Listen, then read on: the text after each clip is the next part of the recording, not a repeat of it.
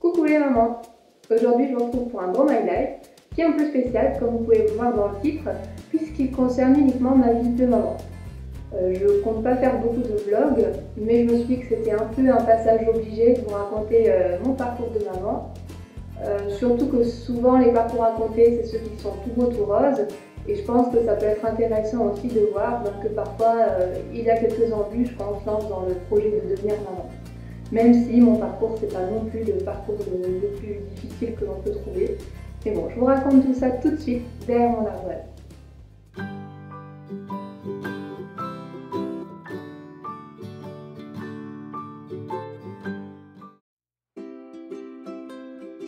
C'est en 2010 que j'ai rencontré mon mari.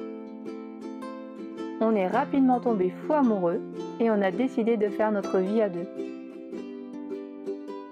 Fin 2015, mon diplôme quasi en poche, nous avons décidé de nous lancer dans le projet d'avoir un bébé.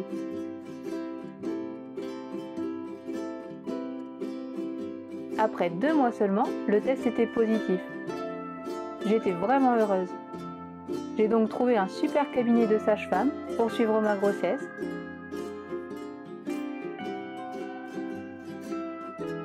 Et nous nous sommes projetés dans notre future vie de parents.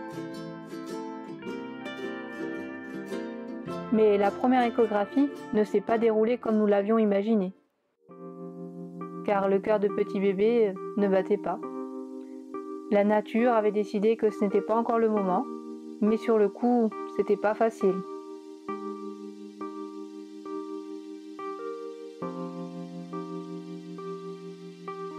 Puis la grossesse suivante s'est fait attendre, encore et encore, et j'ai fini par trouver un chouette travail, mais pour lequel nous devions mettre le projet bébé entre parenthèses.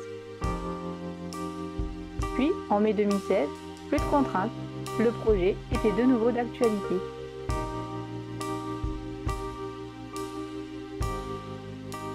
Et en novembre 2016, nous avons pris de grandes vacances.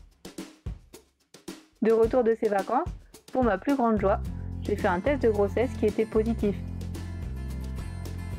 Mais on attendait avec impatience la première échographie. Cette fois-ci, la première échographie vers cette semaine s'est bien passée. Mais c'est la deuxième du premier trimestre qui était couverte d'un petit nuage. La clarté nucale était trop élevée. On a donc attendu les résultats de la prise de sang associée. On a attendu de faire une deuxième échographie qui nous a conduit vers un dépistage non invasif pour lequel il a encore fallu attendre les résultats de 3 semaines. Mais à partir de ce moment-là, même si l'avenir était incertain, on s'est vraiment mis à profiter de notre petit bébé qu'on avait déjà vu grandir et bouger sur l'écran, et qui était vraiment devenu concret. Et après cette attente, on a fini par savoir que notre bébé n'avait pas de trisomie. Depuis, les jours passent et il prend de plus en plus de place dans nos vies. Et comme je suis maintenant au 3e trimestre, on n'a jamais été aussi proche de faire sa rencontre.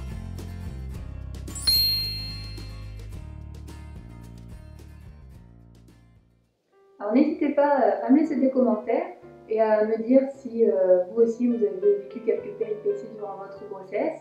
Vous pouvez me dire aussi si vous en êtes au même stade de grossesse que moi, ça me ferait plaisir de le savoir.